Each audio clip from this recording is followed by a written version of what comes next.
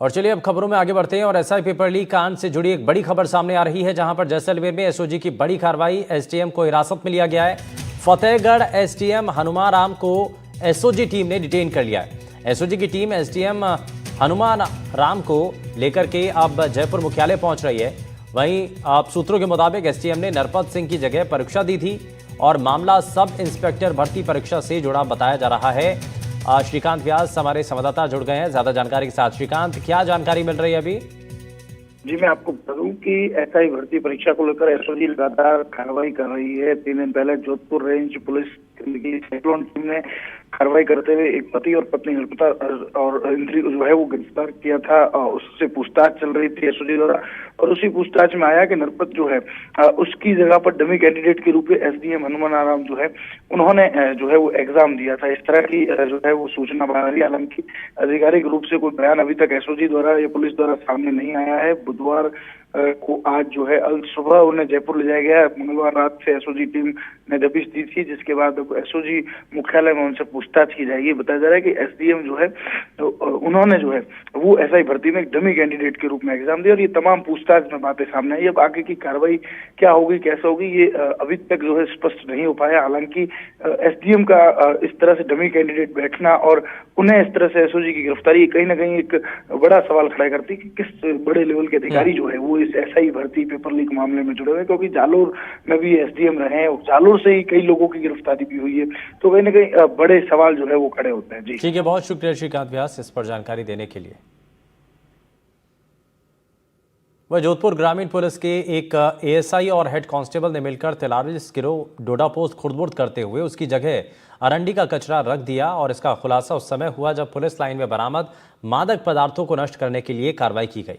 वहीं पुलिस अधीक्षक की अध्यक्षता में गठित नष्टीकरण कमेटी की मौजूदगी में जैसे ही डोडा पोस्ट के कट्टे खोले गए, उनमें से अरंडी का कचरा निकल आया और इस खुलासे के बाद पुलिस महकमे में हड़कंप मच गया। मामले की गंभीरता को देखते हुए जोधपुर ग्रामीण पुलिस अधीक्षक ने तत्काल कार्रवाई करते हुए पीपाड़ थाने के मालखाना प्रभारी हेड कांस्टेबल लियाकत और पुलिस अधीक्षक कार्यालय में तैनात एएसआई श्रवण राम जाखड़ को इस मामले में निलंबित कर दिया है। तो ये जो है पूरा मामला सामने आया और जोधपुर ग्रामीण पुलिस के एक एएसआई और हेड कांस्टेबल ने मिलकर के 43 किलो डोडा पोस्ट खुर्द-बुर्द करते हुए उसकी जगह पर कचरा रख दिया था रंडी का और उसी का खुलासा अब टीम ने किया। और खुलासा भी कैसे हुआ, जब पुलिस लाइन के अंदर बरामद मादक पदार्थों को नष्ट करने के लिए कार्रवाई की गई थी और जब टीम ने कट्टों को खोलना शुरू किया तो उसमें मादक पदार्थों की जगह पर ये कचरा निकल आया और इसी के बाद इस मामले पर खुलासा हुआ।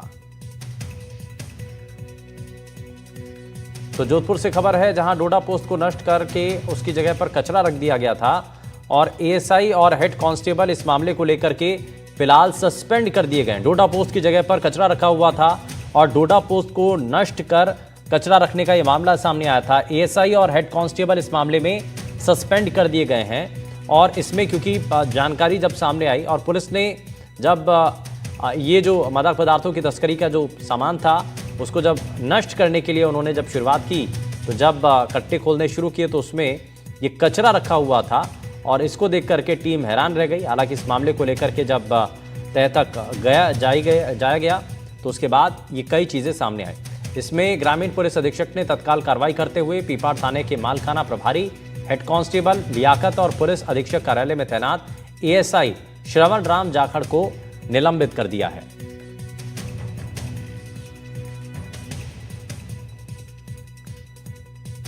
तो जब डोडे की जगह पर ये कचरा निकला, एएसआई और हेड कांस्टेबल फिलहाल इस मामले में सस्पेंड कर दिए गए हैं और दरअसल इसमें डोडा पोस्ट की जगह पर कचरा रखा हुआ था, जिसके बाद इस मामले का खुलासा हुआ है। और ज्यादा जानकारी के साथ अरुण हर्ष हमारे संवाददाता जुड़ गए हैं। अरुण, क्या अभी तक जानकारी मिल रही है?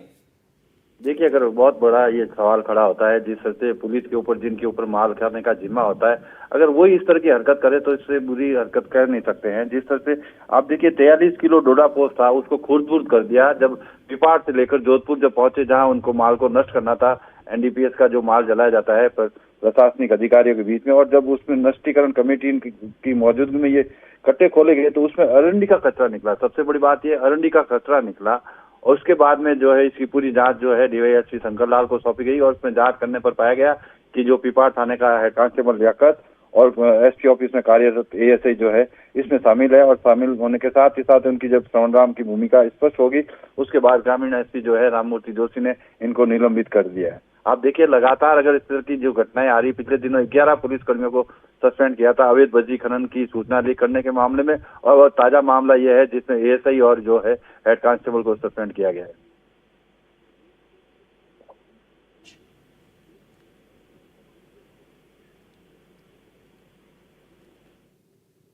और कोटा से बड़ी खबर है, जहां लैंडमार्क सिटी में बड़ा हादसा टल गया। कार चालक ने ब्रेक लगाया और एक्सीलेटर उस दौरान दब गया। बेकाबू हुई कार को चालक जो है संभाल नहीं पाया और सड़क पर खड़े ठेले से कार टकरा गई, जिसकी तस्वीर सामने आई है। लोगों ने भाग करके अपनी जान बचाई। सोशल मीडिया पर ये सीसीटीवी फुटेज सामने आई है। ये आप तस्वीर देख रहे हैं, ये दरअसल कोटा के कोन्हाड़ी के लैंडमार्क सिटी में बड़ा हादसा टल गया। नई कार में बैठे चालक ने कार चलाई तो ब्रेक की जगह पर एक्सीलेटर पर पैर दब गया, जिसके बाद अचानक से कार बेकाबू हो गई और ठेले से टकरा गई।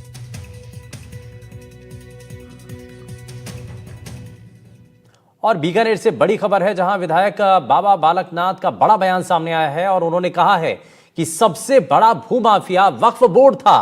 बिना किसी प्रमाण और आधार के लोगों की जमीनों पर कब्जा किया करते थे और इसकी तानाशाही से मुसलमानों और देश की जनता को मुक्ति मिली है। इसका लाभ मुस्लिम समाज सहित देश के हर व्यक्ति को मिलेगा। ये जो है बड़ा बयान इस दौरान विधायक बाबा बालकनाथ ने दिया है और उन्होंने कहा है कि सबसे बड़ा भूमाफिया वक्फ बोर्ड था। तानाशाही से देश की जनता को अब मुक्ति मिली है और देश के हर समाज के लोगों को अब इसका लाभ मिल सकेगा। ये इस दौरान विधायक बाबा बालकनाथ की तरफ से बड़ा बयान दिया गया है।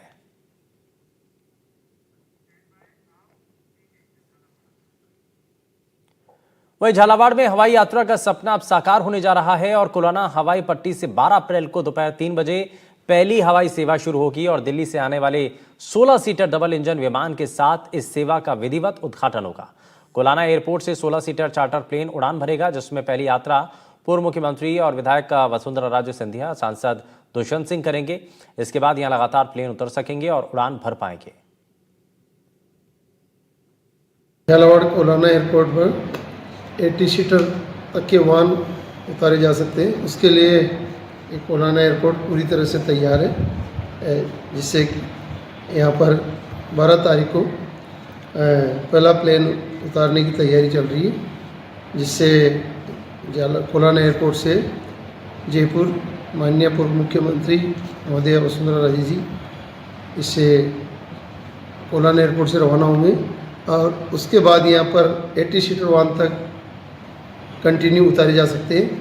इसके लिए उड़ान योजना और जो राजस्थान के उड़ान योजना है उसमें भी इसको शामिल करने का प्रयास किया जा रहा है।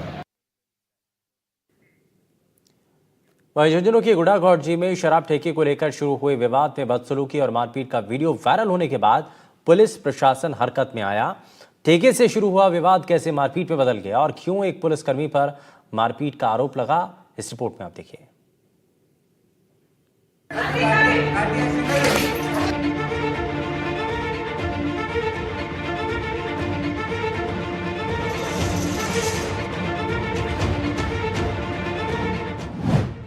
शराब ठेके पर विवाद।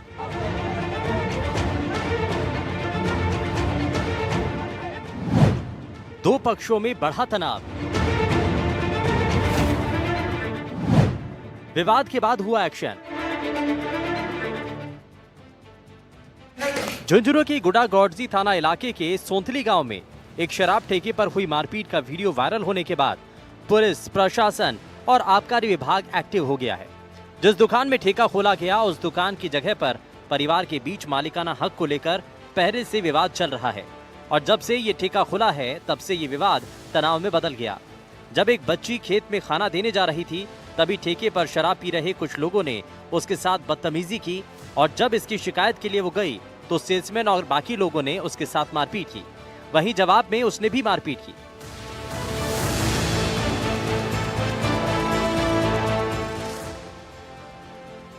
आपको बता दें कि गुड़ागौड़जी थाने में मारपीट, छेड़छाड़ और सेल्समैन के साथ अपशब्द समेत कई धाराओं में मामला दर्ज करवाया गया। इस मामले में शराब ठेके के लिए दुकान किराए पर देने वाले एक पक्ष के धर्मपाल पुनिया और उसकी पत्नी रचना पुनिया ने दूसरे पक्ष पर मारपीट का आरोप लगाया। साथ ही उन्होंने सामने वाले पक्ष की सनोज पुनिया पर आरोप लगाया कि वो राजस्थान पुलिस में महिला कांस्टेबल होने के चलते धमकी देती है। इनका सबका एक पक्ष था, हम 3 आदमी थे, हम तो गए थे समझाने बुझाने के लिए और इन्होंने अपनी एक साथ मनमानी करके और पहले मीडिया वाले बुला रखे थे इन्होंने अपनी तरफ से। इनका तो पूरा प्लान था। ये 20 आदमी थे, हम 3 आदमी, हमारे साथ मारपीट की है, आपके सामने मारपीट है जो, और वो वीडियो आपके पास आ रहा है कि भाई जो मेरी मिसेज है उसके साथ ये जो मारपीट कर रहे हैं आदमी, सामने 3 आदमी लग रहे हैं मारपीट करने के लिए। फिर कोई बीच बचाव के लिए नहीं आया। जो 20 लोग बैठे थे वहां, उनमें जो मारने वाले थे वही आ रहे हैं, कोई बीच बचाव के लिए नहीं आया। दरअसल इस जमीन को लेकर मामला कोर्ट में चल रहा है। फिलहाल थाने में दोनों पक्षों ने मारपीट, छेड़छाड़ और सेल्समैन के खिलाफ कई धाराओं में मामला दर्ज करवा दिया है। जांच सीओ ग्रामीण झुंझुनू को सौंपी गई है। बताया जा रहा है कि आबकारी निरीक्षक ने इस दुकान की लोकेशन बदलने के लिए निर्देश ठेकेदार को दे दिए हैं, लेकिन क्या मामला जमीन विवाद से ज्यादा ठेके के विरोध को लेकर है? इस पर अब लोगों का कितना साथ ठेके को हटाने के लिए होता है, ये देखना है। Bureau report, NDTV Rajasthan. पहले सिमी, फिर पीएफआई और अब एसडीपीआई संगठनों के नाम बदले, लेकिन काम वही रहा, देश में दहशत फैलाना। एक बार फिर आतंक के इस मॉड्यूल का खुलासा हुआ। ईडी ने खुलासा किया कि पीएफआई का आईएसआईएस से कनेक्शन है और वो नौजवानों को जो है जिहाद के लिए उकसा रहा था। पीएफआई विदेशी फंडिंग में शामिल था और एसडीपीआई उसका मुखौटा बना।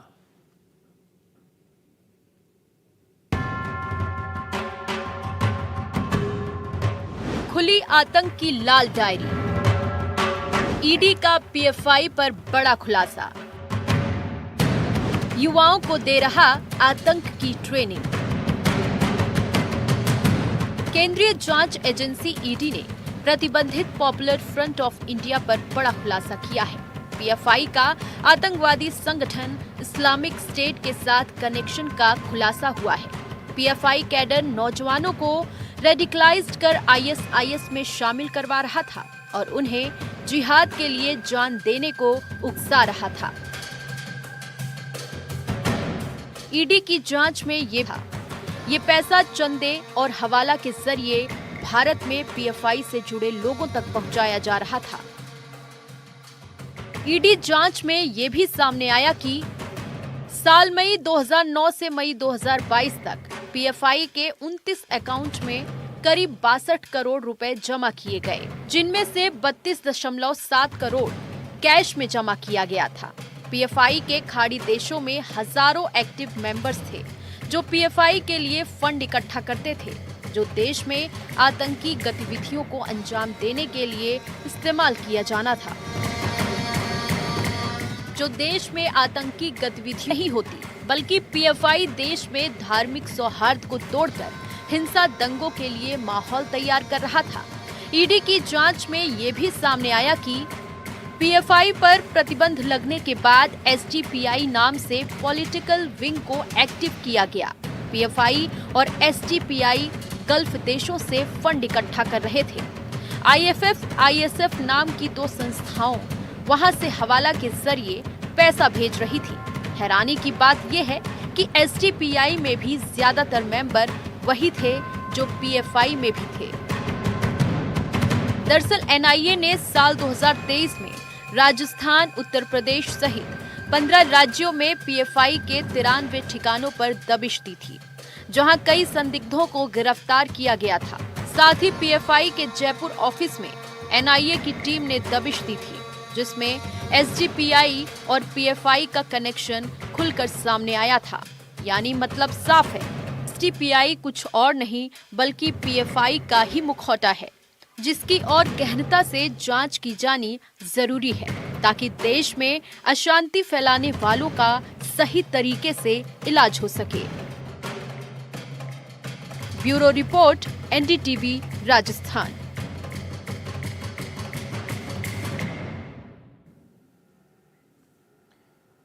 तो तो युवाओं को आतंक की ट्रेनिंग दी जा रही थी और कब से काम किया जा रहा था। हालांकि कई चीज़ें जो कि पर्दे के पीछे हैं, छानबीन के बाद धीरे धीरे सामने आएगा। लेकिन बालोतरा जिले में जैन समाज की ओर से नवकार महामंत्र दिवस पर विश्व कल्याण को लेकर सामूहिक नवकार महामंत्र का जाप किया गया। पूरे विश्व में करीब 108 देशों में इसका सामूहिक जाप किया गया। दिल्ली में प्रधानमंत्री नरेंद्र मोदी भी कार्यक्रम में शामिल हुए। बालोतरा ओसवाल समाज भवन में आयोजित कार्यक्रम में हजारों की संख्या में मौजूद लोगों ने नवकार महामंत्र का जाप किया। जैन धर्मावलंबियों ने बताया कि इसका उद्देश्य विश्व भर में अहिंसा और नैतिकता की भावना हर जीव में पैदा की जाए। जैन धर्मावलंबियों ने कहा कि नवकार महामंत्र सिर्फ एक मंत्र नहीं, हमारे विश्वास का केंद्र है और इसका महत्व केवल अध्यात्म तक सीमित नहीं है, बल्कि जैन समाज के लोग इसे रोजाना करते हैं।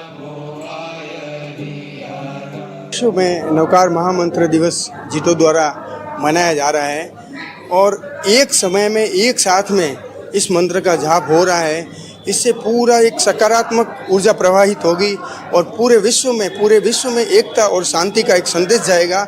और इसके जो पॉजिटिव वाइब्रेशन है, एक साथ में जो ये नवकार का जाप पूरे विश्व में करीबन 108 देशों में किया जा रहा है, अपने आप में एक तरह का जैन संप्रदाय के लिए आध्यात्मिक चेतना को जागृत करने वाला एक साहसिक कदम है। नवकार मंत्र एक मंत्राधिराज है जो ये आदि अनादिकाल से है, कोई विशेष व्यक्ति का जाप नहीं है। जो भी अरिहंत है, सिद्ध है, आचार्य है, उपाध्याय है, साधु है, कई भी संप्रदाय से हो, कोई भी जाति से हो, उन सबको नमन है। इसका जाप हम जैनी तो रोज ही करते हैं, विश्व कल्याण के लिए और आत्मशुद्धि के लिए। और आज ये सामूहिक रूप से हुआ है तो ऑब्वियसली इसका एक ऑरा बनता है कि विश्व कल्याण, जीव मात्र चींटी को भी हम दुख नहीं देना चाहते। हमारा जैनी का एक है कि हम चींटी को भी दुख नहीं देना चाहते।